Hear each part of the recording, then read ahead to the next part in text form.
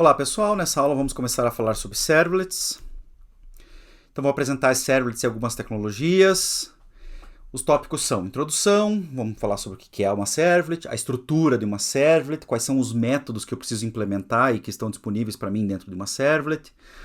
Vamos falar um pouquinho sobre o que é a requisição e resposta que está envolvida aí nas servlets. Vamos falar sobre o ciclo de vida de uma servlet, que é extremamente importante. E como que a gente processa formulários em servlets. Introdução. Bom, servlets são classes Java que dão como resposta um HTML para o cliente, para o browser pintar isso na tela para você. Pode ser instalados em um servidor que implementa um servlet container, seja ele um servidor só um Tomcat, por exemplo, ou um Glassfish que implementa a plataforma completa, full platform. Tratam as requisições HTTP, que são requisições do navegador ou de uma outra chamada qualquer, e dão como resposta ao cliente um HTML ou uma outra estrutura, se for o caso, tá? Eles seguem uma estrutura bem definida, porque como ela é uma classe, eu tenho que definir exatamente como que essa classe vai se tornar uma servlet. Aqui tem um exemplo de uma servlet, percebam que é uma classe normal, olha só, public class test. E aí você olha alguns elementos específicos, por exemplo, @webservlet, que precisa ter para ser uma servlet, extends HTTP servlet, aí o método do get precisa ter essa assinatura. E aí os códigos necessários aqui para pegar as interfaces para escrever código HTML, lá com PrintWriter. O NetBeans ele cria para nós, já falei para vocês na aula passada, ele cria para nós uma servlet usando um process request, e aqui dentro o do get e o do post chamam o process request. Nós fizemos essa alteração na última aula, está aqui a nova alteração para vocês fazerem. Se vocês não fizeram, eu peço que vocês executem essa servlet de novo, façam outras alterações nela, tá? Como exercício. Vamos dar uma olhada então com mais calma nessa estrutura de uma servlet. Então, qual que é a estrutura da servlet? Primeiro, a servlet precisa herdar de HTTP servlet. Em fazendo ela herdar dessa classe abstrata HTTP servlet, eu consigo, ou aliás, eu tenho que implementar alguns métodos se eu quiser que esses métodos sejam invocados pelo servidor.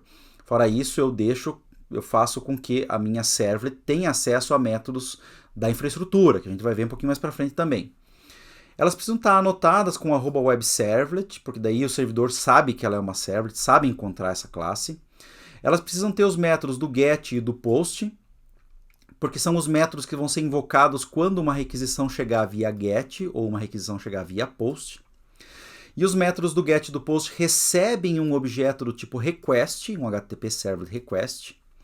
E eles também recebem como parâmetro, mas eles entregam um response, quer dizer, tudo que eu preencher no meu objeto response do tipo HTTP Servlet Response vai ser entregue ao cliente. Tá? Então é isso que define que aquela minha classe é uma servlet.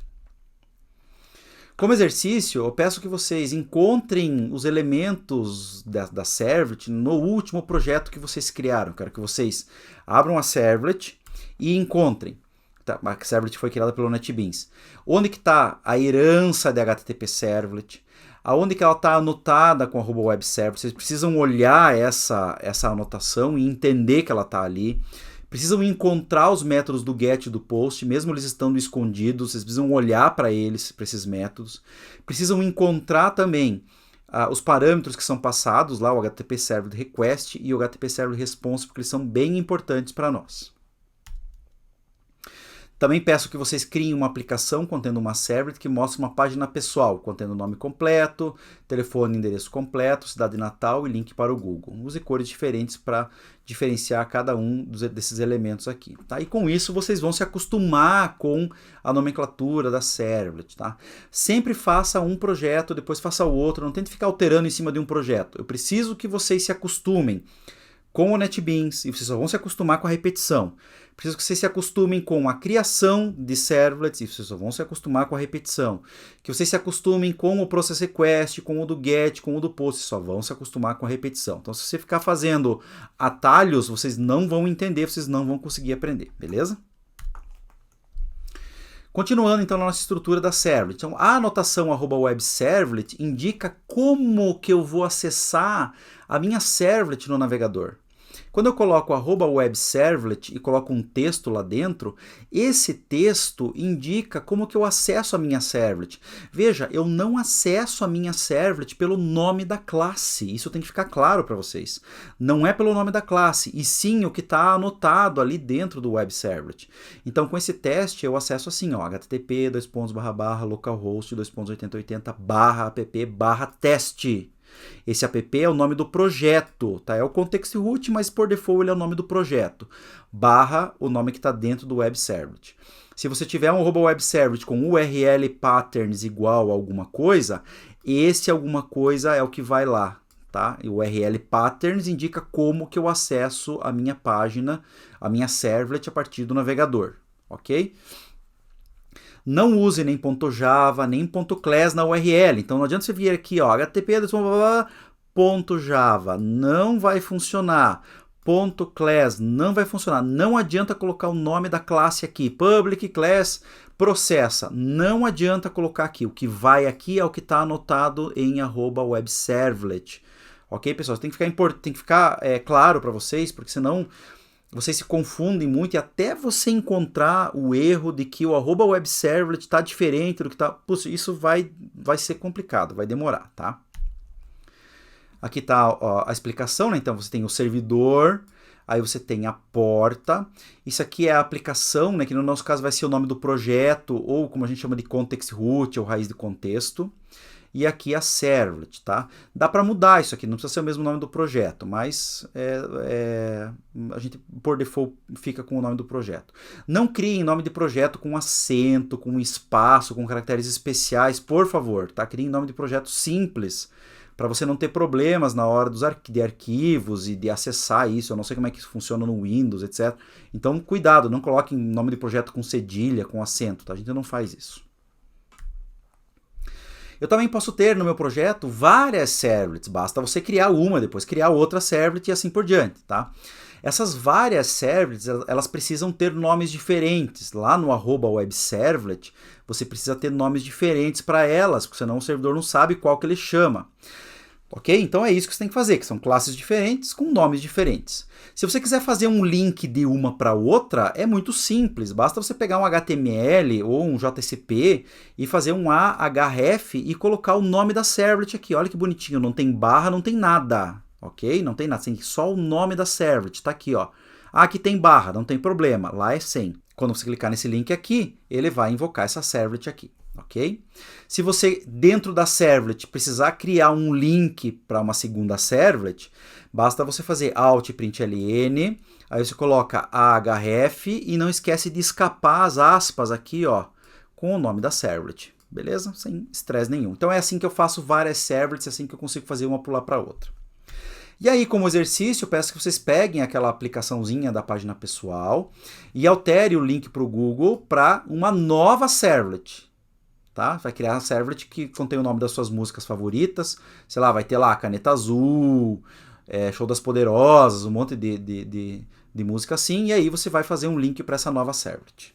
Quais são os métodos que estão dentro de uma servlet? Vamos ver, vamos dar uma olhada nesses métodos aqui. Primeiro, uma servlet precisa herdar da classe abstrata HTTP Servlet. Tá? Então é essa classe abstrata HTTP Servlet que faz a coisa funcionar. Quando uma requisição acontece, cai num método dentro dela. E ela faz a distribuição para o método certo. Por exemplo, se vier uma requisição HTTP do tipo GET, ela chama o método do GET da nossa servlet. Se veio uma requisição do tipo POST, ela invoca o método do POST da nossa servlet. E aí, se vocês não sabem, tem outros métodos do HTTP, como por exemplo o PUT e o DELETE. A gente vai usar bastante eles lá em DAC quando for fazer web services, tá? Então, se vier uma requisição tipo put, vai ser um do put e delete vai ser um do delete. Beleza? Então, primeiro, esses métodos aqui, vocês têm que estar cientes que vocês precisam implementar esses métodos. E esses métodos respondem às requisições que são feitas. Outro método importante da sua servlet, getServletInfo, que retorna uma string. E aí você escreve o que você quiser lá, por exemplo, o autor, a data, alguma coisa com informações sobre a sua servlet, tá? Outros dois métodos muito importantes são métodos do ciclo de vida da servlet, que é o método init e o método destroy. Daqui a pouquinho eu vou falar sobre o ciclo de vida e a gente vai falar sobre eles. E você precisa implementar esses métodos se você quiser interceptar esse ciclo de vida aí também. No caso, o método service é um método que é chamado lá da nossa classe abstrata HTTP Servlet. A gente não vai sobrescrever esse método, só precisamos saber que esse método service é ele que chama o nosso do post e o nosso do get. O nosso método do get e o do post possui essa assinatura aqui, ó, recebem um HTTP Servlet Request e um HTTP Servlet Response, para eu tratar a requisição e a resposta, ok? Então todos os métodos do get, do post, do put e do delete recebem esses dois objetos aí. Se você quiser tratar o do get igual ao do post, tá? Por exemplo, não, eu não quero diferenciar, eu quero ficar mais simples meu código. Você pode colocar dentro do get uma chamada para do post, e daí coloca teu código todo aqui. Ou você pode fazer como o NetBeans fez para você. Ele fez tanto do get como do post, chamar um terceiro método chamado processRequest, que faz tudo lá dentro para vocês. Não tem importância, mas dá para você fazer assim. Agora, como exercício, eu quero que vocês façam o seguinte. Vocês criem uma nova aplicação, lembra da repetição? Contendo um HTML e uma servlet. No HTML você vai colocar um link para a sua servlet e um formulário que invoca a servlet via post. Veja, eu quero chamar a minha servlet de dois jeitos. Do jeito via get e do jeito via post. Tá? Na servlet, você vai escrever os métodos do get e do post. No método do get, você vai mostrar uma página dizendo, por exemplo, sei lá, em amarelo, acessei via get. E no post, você vai escrever uma página, por exemplo, em azul, acessei via post, tá? Só para diferenciar uma da outra. Como provavelmente está fazendo isso no NetBeans, tá? O que eu recomendo que você faça? Que você apague o método processRequest, só o processRequest, não é apagar tudo, é só o processRequest. Aí você abre o comentário que está escondido, lá você vai ver a implementação do get e do post, e aí você escreve os seus conteúdos lá dentro, tá? Pega o printwriter, faz alt-println, tudo bem bonitinho, beleza? Então parem o vídeo agora, façam esse exercício que ele é importante para vocês entenderem essa dinâmica, se acostumarem com a servlet. Vamos falar um pouquinho sobre requisição e resposta. Bom, requisição e resposta é a maneira com a qual um cliente se comunica com o servidor. Tá? O cliente faz uma requisição, essa requisição via internet, usando mecanismos que não nos interessam, que a gente abstrai, que não faz parte do nosso estudo, chega no servidor, olha que servidor bonitão aqui, ó. E aí esse servidor dá uma resposta para nós. Os objetos que tratam a requisição e a resposta são HTTP Servlet Request e HTTP Servlet Response. Tá? Isso dentro de uma servlet. Esses objetos são recebidos em todos os métodos do qualquer coisa, do get, do post, do put, do delete. Então, dentro desses métodos, do get, do post, do delete, ou do put, ou dentro do processRequest, como nós fazemos ali no NetBeans, eu preciso trabalhar com o request e o response para pegar os parâmetros que foram passados na requisição e o que eu quero retornar para o meu cliente na resposta, ok? Vamos falar um pouquinho sobre esses objetos. Então, o HTTP Servlet Request, na verdade, é uma interface que implementa, né, que herda da interface Servlet Request.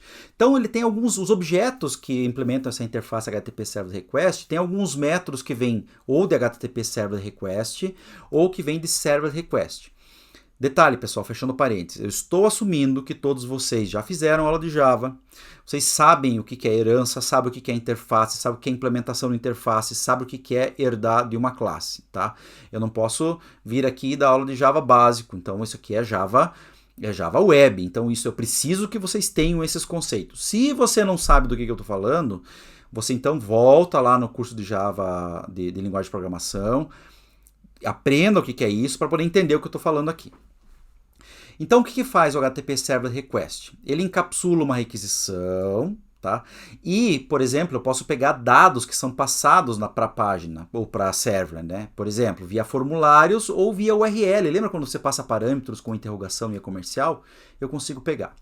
Quais são os metodinhos disponíveis aqui em HTTP Servlet Request? Eu tenho um método chamado getContextPath, que é muito legal. Imagina que a sua aplicação está rodando aqui, ó, http://www.servidor.com.br /8080 minha app /indexjsp ou servlet, tá? O seu getContextPath pega esse pedacinho aqui, ó, pega a raiz do contexto, tá? Que se você deixar tudo como default, vai ser o nome do seu projeto, mas não é, é a raiz do contexto, beleza? GetServerName, ele é um método que está lá em Servlet Request, retorna o nome do servidor, olha só, nesse exemplo, retorna www.servidor.com.br. GetServerPort, vem lá de Servlet Request também, retorna a porta da requisição, no meu caso aqui 8080, viu que legal? E aí eu tenho o GetHeader, que retorna um header específico, GetCookies, porque o cliente pode enviar cookies para o servidor, né, para a Servlet, eu consigo pegar esses cookies, GetSession, se eu estiver mexendo com sessões, GetParameter, se eu estiver pegando um parâmetro na requisição, por exemplo, um parâmetro que foi passado ou via formulário ou via URL, eu pego tudo com GetParameter. GetAttribute e SetAttribute é para pegar parâmetros que são passados no escopo da requisição. A gente não sabe o que é escopo da requisição ainda, mas nós saberemos, tá? Então, se eu quero pegar dados de formulário, é via GetParameter, tá? Isso aqui é form. Isso aqui é outra coisa. E GetRequestDispatcher, quando eu quero fazer redirecionamentos, a gente vai estudar na próxima aula redirecionamentos. Já o HTTP Servlet Response também é uma interface, implementa a interface, né, ou herda da interface Servlet Response, tá? Encapsula a resposta. É nesse cara que eu escrevo o HTML que eu quero mandar para o cliente. É nesse cara que eu escrevo os cookies que eu quero enviar para o cliente, ok? Então eu tenho os métodos addCookie para adicionar um cookie, sendRedirect para fazer um tipo de redirecionamento, setHeader se eu quiser mandar um header, né, um cabeçalho para o meu cliente, getWriter, né, que está no Servlet Response para pegar um objeto tipo printWriter, a gente já usou ele, e setContentType, que também está no Servlet Request, para dizer o conteúdo da saída. Esse setContentType, por exemplo, nós estamos usando para dizer, olha, minha saída é HTML. Mas se eu quiser que minha saída seja PDF, por exemplo, eu venho aqui e altero esse cara. Se eu quero que a minha saída seja uma planilha do Excel, eu venho aqui e mudo esse cara. Tudo bem? Então é assim que eu manipulo a requisição e a resposta. Beleza, pessoal? Ciclo de vida da nossa Servlet. Esse aqui é um diagrama simples que mostra o ciclo de vida da Servlet, tá? O ciclo de vida ele é formado por alguns passos, tá? Basicamente esses 3 passos aqui, ó, inicialização e carga, tratamento de requisições e destruição. Quando você faz uma invocação de uma servlet pela primeira vez, tá? A primeira requisição que acontece, assumindo que aqui é o meu container web, meu servidor, etc e tal, quando você requisita pela primeira vez a tua servlet, o que o servidor faz é carregar a classe, o .class, usa o class loader para fazer isso. Aí instancia a servlet, chama o construtor, porque lá é uma classe. Então ela instancia, chama o construtor.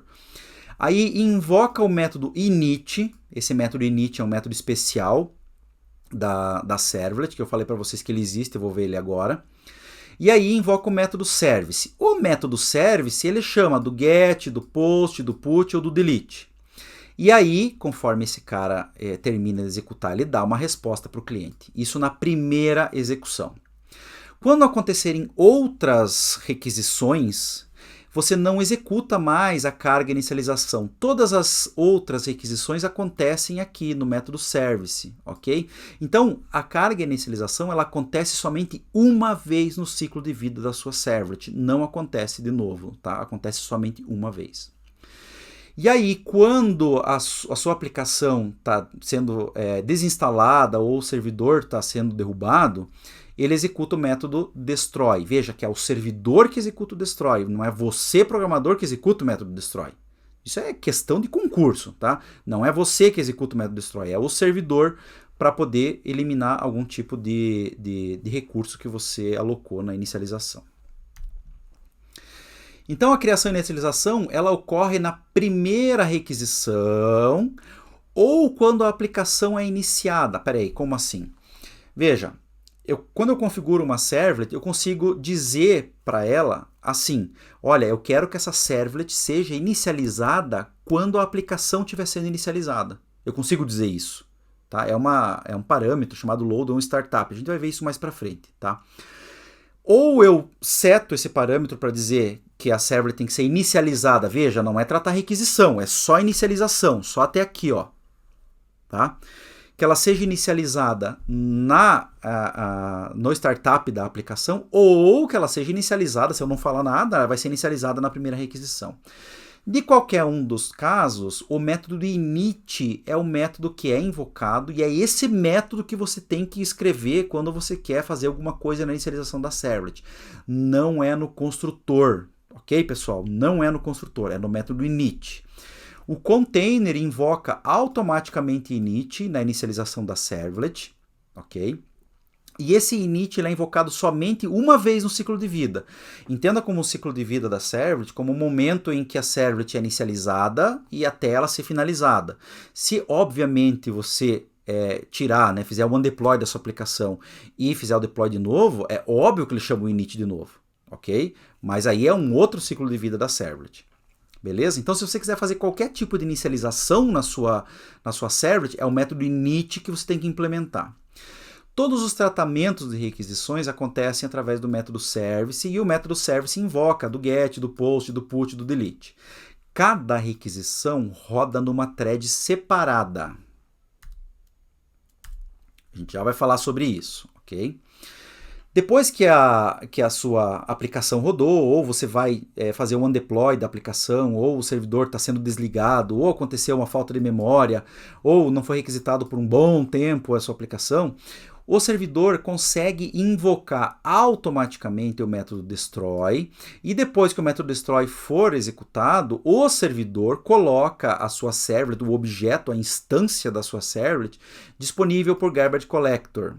Isso significa que se houver uma nova requisição dessa servlet logo depois, tem que fazer o processo de criação e inicialização de novo, tá? O que vocês têm que trazer daqui é o seguinte, não é você programador que invoca o método init, não é você programador que invoca o método destroy, é o próprio servidor que invoca de forma automática, ok, pessoal? Cada requisição que é feita, né, na sua servlet, requisição, pensando depois da inicialização, é feita em uma thread separada. Essa requisição, ela invoca o método service, que invoca, por conseguinte, os métodos do qualquer coisa. Todas elas rodam numa thread separada. Mas o objeto da servlet é o mesmo. Peraí, como assim? Eu tenho um objeto da servlet, que foi inicializado, e eu tenho um método, service. Todas as threads, elas caem aqui. Todas as requisições em threads separadas rodam aqui, tá? Rodam esse fluxo de execução. Mas o objeto da servlet é o mesmo. Em sendo um objeto, em sendo também uma classe, a minha servlet pode conter atributos, ok? Pode conter atributos aqui dentro, né? Você pode chegar na sua servlet e implementar um atributo. Qual que é o problema de ser multithread nesse caso? É que esses atributos, esses membros da sua servlet, eles são compartilhados entre todas as threads. Isto é, se uma dessas threads vier e alterar um membro, um atributo da servlet, altera para todo mundo. E pior, se for uma estrutura complexa que não é thread safe, isso é, não está preparada para sincronizar, para não deixar dois caras acessarem ao mesmo tempo, etc., você vai ter problemas sérios aí, porque o seu comportamento vai ser inesperado, depende de quem está rodando primeiro, depende do sistema operacional, depende do JVM, depende de uma porrada de coisa que você não tem como controlar, ok? Então você tem que ter muito cuidado ao acessar os membros da servlet. Eu recomendo que você não escreva membros de servlet. Servlet não tem atributo, acabou, tá? Não coloca atributo na servlet, tá? Porque todas as servlets, aliás, todas as threads que estão executando, se tiver 10 mil clientes rodando ao mesmo tempo, os 10 mil clientes vão estar acessando o mesmo objeto ali dentro, tá? O mesmo servlet com os mesmos dados. Então você tem que tomar muito cuidado. Então eu recomendo muito fortemente que você não escreva membros em servlets, tá? Já as variáveis dentro dos métodos do qualquer coisa são thread safe, porque você está criando ali, então tá ali. Só que tem que tomar muito cuidado se essas variáveis apontam para objetos compartilhados, entendeu? Aí você tem que tomar cuidado, conforme você está desenvolvendo a sua aplicação, se você tem um objeto que é compartilhado entre outros elementos que podem estar sendo executados entre outras threads, você pode ter problemas, então tem que tomar cuidado, tá? Os objetos request e response, né, também são thread safe, então você não precisa se preocupar com eles, tá? Então, muito cuidado, tá? Porque a servlet roda em multithread, as variáveis que você cria dentro dos métodos são thread safe, os requests e responses são thread safe, mas os atributos da servlet não são. Portanto, recomendo muito fortemente que vocês não criem atributos dentro de servlet. Para exercitar o ciclo de vida, nós vamos criar uma nova aplicação contendo uma servlet. Dentro dessa servlet, você vai escrever o método init, você vai escrever o método processRequest e você vai escrever o método destroy. Ok? Cadê o destroy? Aqui, destroy. Beleza? Se você estiver no NetBeans, dentro da servlet, você pode dar um Ctrl+I ou no menu Source Insert Code, ele vai dizer para você adicionar os métodos lá, tá? O método init, método destroy, beleza? No corpo dos métodos, você vai escrever, lá no init, você vai escrever um systemout.println e no destroy você vai escrever um systemout.println destruindo a servlet. Isso aqui vai fazer com que essa string seja apresentada no console do servidor. Isso é, lá no NetBeans você vai conseguir enxergar ele, tá? Aí também você vai adicionar o código do processRequest, vai colocar um systemout.println lá dentro para saber que eu estou atendendo uma requisição. Por exemplo, coloca lá systemout.println atendendo uma requisição. Aí você vai rodar o projeto e a servlet e vai verificar no console do Glassfish se aparece o texto de inicialização e do atendimento à requisição. Rode a requisição várias vezes para você ver que ele não executa a inicialização, ele executa uma vez só.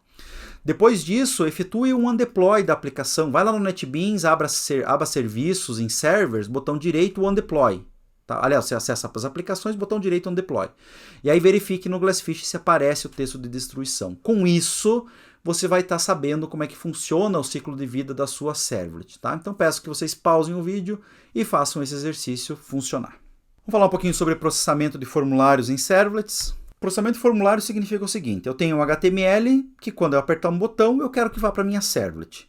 Fora isso, eu quero que vá para a minha servlet, eu quero passar os parâmetros do formulário para a minha servlet, quero que minha servlet pegue esses parâmetros, tá? Então vamos lá, no HTML, né, no cliente, como que eu vou fazer? Então eu vou escrever um form, tá aqui form, e dentro do action do form, eu vou colocar o nome da minha servlet, ok? O que é o nome da minha servlet? Não é o nome da classe, não é. É o nome que está lá em @webservlet em URL patterns. Aqui eu até coloquei o nome da classe diferente do que está ali dentro para você não se confundir. Não tem barra, não tem nada. Você só coloca o nome da servlet lá dentro, ok? No servidor, a sua servlet tem que ter lá na URL patterns o mesmo nome. Com isso, ao você apertar o botão de submit, os dados vão ser enviados, né? Você vai submeter para essa servlet e os dados vão ser enviados para essa servlet. Então é assim que eu ligo um formulário com servlet. Já para você ligar os campos de um formulário, você tem que fazer o seguinte. Primeiro, no cliente, no HTML cliente, você tem que guardar qual é o nome do campo. Tá? Então lá, input, type text, name, nome. Tá? Esse nomezinho que está aqui vai ser usado para obter dentro da servlet o que o cara digitou. Dentro onde? Dentro dos métodos do get e do post. Ou, no caso lá do nosso NetBeans, dentro do processRequest, né? processRequest. Também pode ser dentro do processRequest, não tem problema nenhum. Como que você faz? Dentro do post, se for, né, um formulário via post, ou dentro do get, ou dentro do processRequest, você vai fazer isso aqui, ó. request.getParameter, passando como parâmetro o nome do campo que está lá. Esse cara aqui sempre retorna uma string para você. Ah, mas se eu estiver editando uma idade, sempre é string. Porque no HTTP só trafega string. Ok, pessoal? Então, vai retornar para você uma string. Se você precisar converter para número, para data, aí você usa os códigos que você já aprendeu lá em Java básico, tá, pessoal? Por exemplo, ó, tem uma idade, request get parameter idade, recebi um número aqui. Aí você faz integer parse int para receber a sua idade. Recebi uma data, request.get parameter data. Aí você usa esse trechinho de código aqui, ó. Cria um sample date format para o formato que está vindo a data. Imagina que está vindo dia, mês, ano, pode vir de um outro formato lá. Aí você faz um format.parse para obter a data em Java util date. Tá? Então você tem que fazer essa conversão na mão, isso dentro do get, dentro do post. Isso é, logo depois aqui, ó. Beleza? Aqui tem um exemplo, ó, o index HTML com um formulário que está submetendo para servlet processa, tem aqui o nome e o e-mail. A minha servlet processa, ó, perceba que o nome tem que estar aqui, ó, o processa, dentro do post dela, ou do process request, tá, pessoal? Pode ser o process request também. Você faz um request getParameter nome, request getParameter e-mail, que são os caras que vieram aqui do formulário, ó, nome e e-mail. Aí aqui, logo depois, eu estou só mandando mostrar aqui ó, o usuário e e-mail, então só para vocês verem esse cara funcionando. Peço agora que vocês pausem esse vídeo e façam esse exemplo funcional, o formulário, né, no index.html, submetendo para uma servlet e vendo a servlet retornar os dados que foram passados no formulário. Para outros tipos de componentes, a gente vai ver isso agora, tá? Então, tipo text, password e text area funcionam da mesma forma que a gente já viu. Os checkbox é aquele que você marca, né? Então imagine no seu HTML um checkbox assim, ó, input, type, checkbox, name, fumante, value f. O que isso aqui está querendo dizer? Está querendo dizer que quando você submeter esse formulário, se esse checkbox estiver setado, você vai ter um fumante com valor f. Tá? Dentro da sua servlet, você vai fazer um request getParameter fumante. Qual que é o comportamento? Se esse campo foi checado, a variável str vai conter f. Tá? Foi checado, tem f. Se ele não foi checado, o str contém null, porque o campo não foi passado. Então é bem simples. Ou é f, ou é null. Nos campos tipo rádio, botões de rádio, tá? Olha só, botões tipo rádio são aqueles que você coloca vários e eles são mutuamente exclusivos. Então vamos lá. Tem um input type radio aqui, name status, a status i. Isso no HTML, tá? Percebam que eles têm o mesmo nome. Na servlet, eu faço request getParameter status, ó, é o nomezinho do campo lá no formulário. E aí essa variável st, se algum deles estiver marcado, se esse primeiro tiver marcado, ele vai receber a. Se o segundo tiver marcado, ele vai receber i. Se nenhum dos dois tiver marcado, essa variávelzinha vai receber null, porque ninguém foi marcado. Já em campos do tipo combo box ou list box, tá? Então vamos ver um combo box aqui. O que ele vai fazer para nós aqui? Tá? Primeiro que é um componente do tipo select, aí tem o name aqui, e aí eu tenho os options lá dentro. Olha só que legal, que eu tenho os options aqui, e os values é o que vão ser submetidos. Dentro da minha servlet, eu tenho um request.getParameter, estado, esse estado é o nome do componente select. E aí o que vai acontecer? A variável west que está aqui vai receber ou PR ou SC conforme o cara selecionado. Se por acaso nenhum dos dois estiver selecionado, ele vai receber null. Se por acaso eu tiver vários campos com o mesmo nome para retornar uma lista, tá? Então eu posso fazer o comandinho request.getParameterValues. Por exemplo, olha só que legal aqui, eu tenho 3 input type text com o mesmo nome. Ok? Quando eu faço um request.getParameterValues dado, que é esse nomezinho aqui deles, eu na verdade estou retornando um vetor de strings. Então é assim que eu manipulo vetores de strings passados, ou vetores de componentes que são passados do formulário. Agora, como exercício, peço que vocês primeiro criem a aplicação anterior, que eu passei para vocês, e na aplicação anterior adicione a idade e a data de nascimento e fazer o tratamento correto do valor inteiro e data, quer dizer, faça as conversões. Aí no exercício 2 aqui, crie uma tabela com os dados nome, e-mail, idade e data de nascimento e inserir os dados nessa tabela ao tratar o formulário, só para vocês manipularem um pouquinho. E aí na aplicação anterior, exercício 3 aqui atrás, adicione um campo sexo, radio button, um campo fumante, checkbox e um campo observação text area. E aí, claro, né, faça a tratativa desses componentes e altere a tabela para mostrar esses componentes lá. Aí, com isso, vocês vão estar trabalhando com formulários. Ok, pessoal? Esse é o básico de servlets para vocês conseguirem trabalhar. Na próxima aula, a gente vai ver outras coisas de servlets, vamos ver sessões e cookies, etc. Mas, por enquanto, vocês ficam com isso e com isso vocês já vão conseguir trabalhar bastante com servlets. Valeu, pessoal. Até a próxima.